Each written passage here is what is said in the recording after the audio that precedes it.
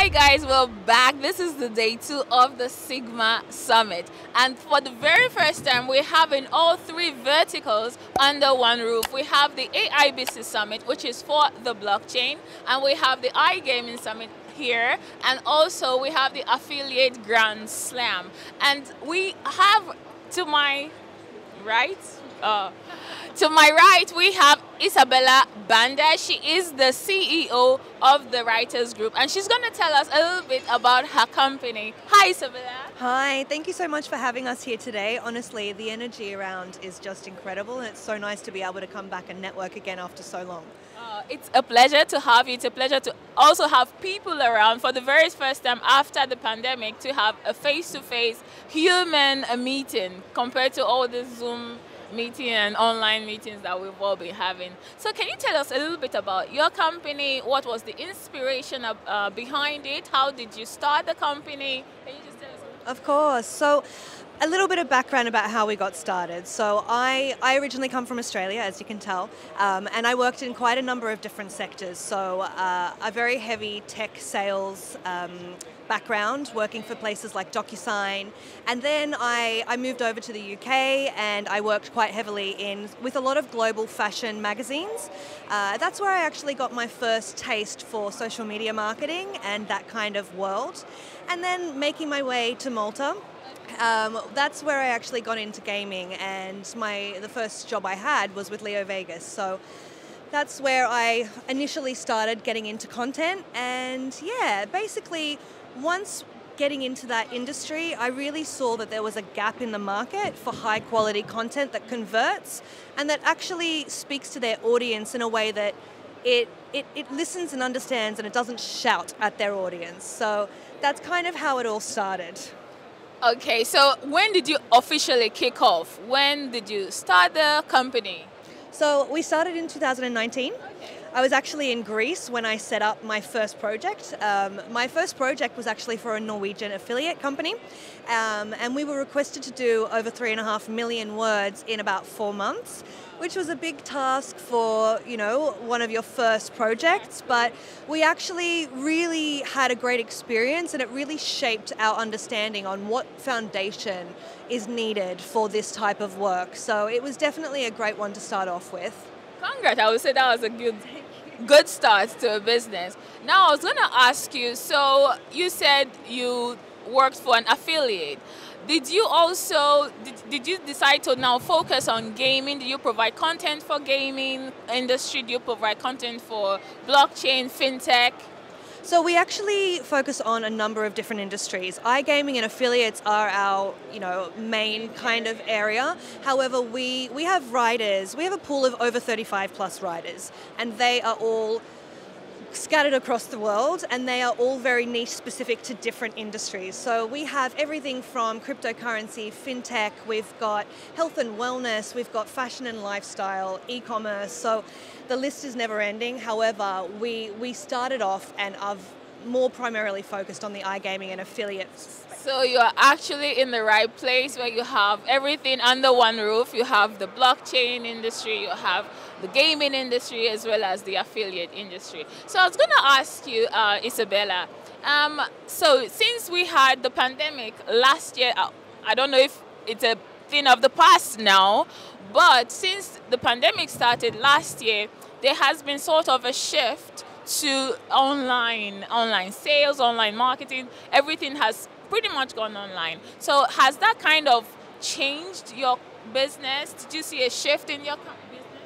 I definitely see a shift. Obviously, we started off as we're an online provider, and everything we do is done remotely. However, this year has really been shaped by COVID-19. So we really saw a lot of brands needing to start focusing on their online presence a lot more, coming out with a little bit more of a refined tone of voice that's more nurturing and inspiring and informative, rather than being, really heavily focused around sales. But really and truly, the end client is spending so much more time online. So I think that the need for good content is at its prime at the moment. So we really, although we struggled with not being able to interact with people face to face and having those kind of meetings, we did see a positive increase in business. because everyone is just so focused on needing an online platform.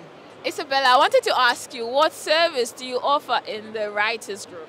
So we have everything that's content focused. So we have content writing, we have translations that are localized as well.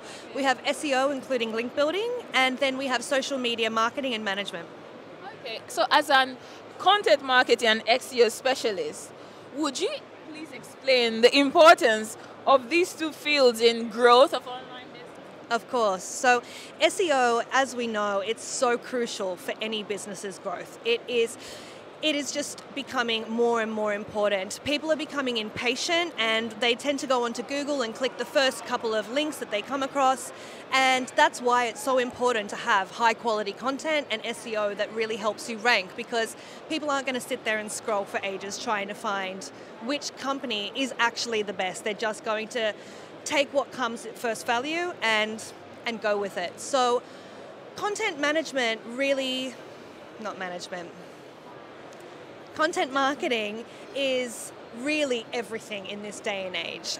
It's how businesses speak to their audience, it's how they entice them into taking an action, and if you're not actually communicating with that audience in a way that suits your brand, you're really missing out on so much value and growth for your business. So content is king, and everybody knows that. I do hear that content is key all the time. Content is key. So I just wanted to ask you, so since we haven't been able to do physical shows, physical event in the past year or so, how do you feel coming back to, a live event where people are not, doing Zoom meetings, wearing all this mask all the time? How do you feel coming back to physical events? It's really exciting, actually. I was quite nervous to begin with because I was like, oh, there's going to be a lot of people in one room, but it's actually so enjoyable, the energy and the vibe, and everybody's just so happy to be around each other. It's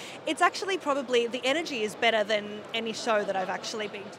I actually agree. Although we enjoying the live event, we still have precautions, obviously, to be cautious and be careful so that we don't spread the disease.